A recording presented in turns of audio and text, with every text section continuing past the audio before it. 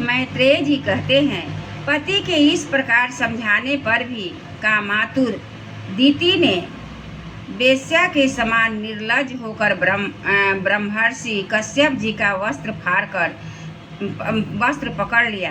तब कश्यप जी ने उस निंदित कर्म में अपनी भार्या को बहुत आग्रह देख दैव को नमस्कार किया और एकांत में उसके साथ समागम किया।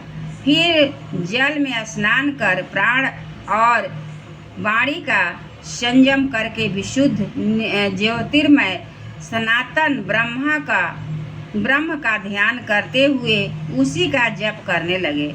विदुर जी, दीति को भी उस निंदित कर्म के कारण बड़ी लज्जा आई और वह ब्रह्मर्षि के पास जा सिर नीचा करके इस प्रकार कहने लगी।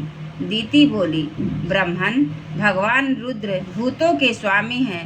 मैंने उनका अपराध किया है, किंतु वे भूतेश्वर मेरे इस गर्भ को नष्ट न करें। मैं भक्त वात्सल कल्पतरु उग्र एवं रुद्र रूप महादेव को नमस्कार करती हूँ। वे सत्पुरुषों के लिए कल्याणकारी एवं दंड देने के भाव से रहित हैं, किंतु दुष्टों के लिए क्रोध मूर्ति दंड पाणी है।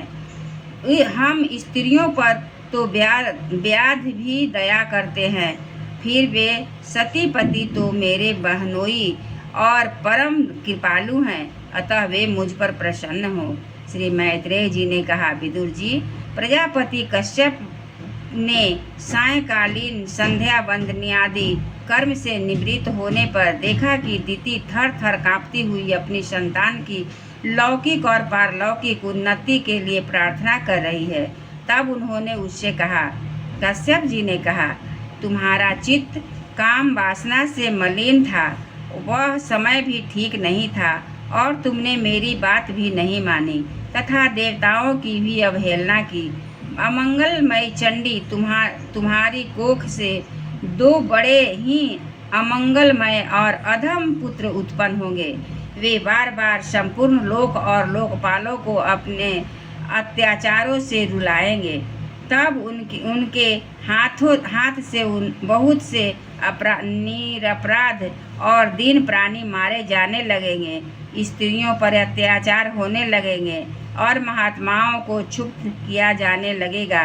इस समय संपूर्ण लोकों की रक्षा करने वाले श्री जगदीश्वर कुपित होकर अवतार लेंगे और इंद्र जैसे पर्वतों का दमन करता है उसी प्रकार उनका वध करेंगे।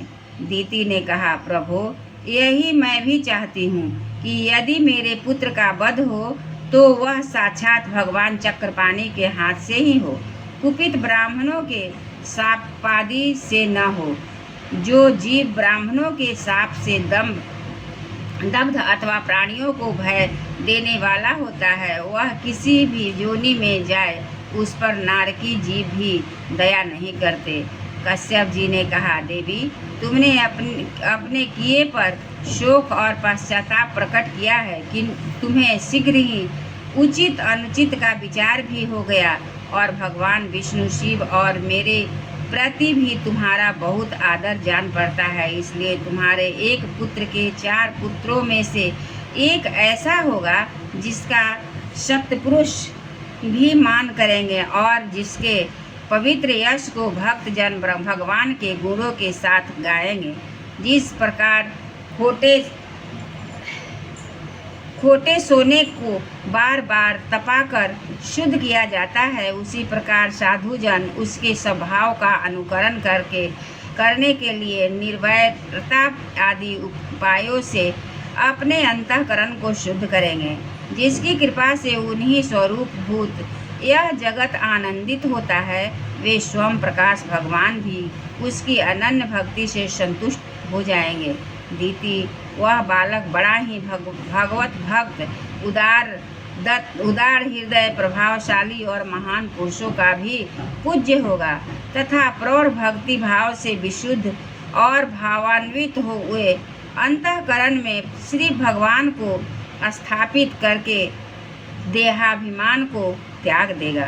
वह विषयों में अनासक्त शीलवान गुणों का भंडार और दूसरों की समृद्धि में सुख और दुखों में दुख मानने वाला होगा।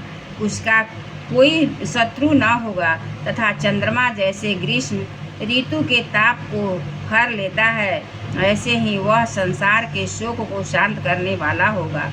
जो इस संसार के बाहर भीतर सब ओर विराजमान है, अपने भक्तों के इच्छा अनुसार समय समय पर मंगल विग्रह प्रकट करते हैं और लक्ष्मी रूप लावण्य मूर्ति ललना की भी शोभा बढ़ाने वाले हैं तथा जिनका मुखमंडल झिलमिलाते हुए कुंडलों के सुशोभित है, उन परम पवित्र कमल नयन श्री हरि का तुम्हारे पौत्र को प्रत्यक्ष दर्शन होगा। श्री मैत्रेय जी कहते हैं, विदुर जी, दीति ने जब सुना कि मेरा पौत्र भगवान का भक्त होगा, तब उसे बड़ा आनंद हुआ। यह जानकर कि मेरे पुत्र साक्षात श्री हरि के हाथ से मारे जाएंगे, उसे और भी अधिक उत्साह हुआ। एक बार बोलिए श्री कृष्ण भगवान की जय, वृंदावन बिहारी लाल की जय। श्रीमन नारायण नारायण नारायण, श्रीमन नारायण नारायण नारायण, भगवन नारायण नारायण नारायण, श्रीमन नारायण नारायण नारायण, भगवन नारायण नारायण नारायण, श्रीमन नारायण नारायण नारायण, भगवन नारायण नारायण नारायण, भगवन नारायण नारायण नारायण, श्रीमन नारायण नारायण नारायण, भगवन नारायण नारायण नारायण, भगवन नारायण नारायण नारायण।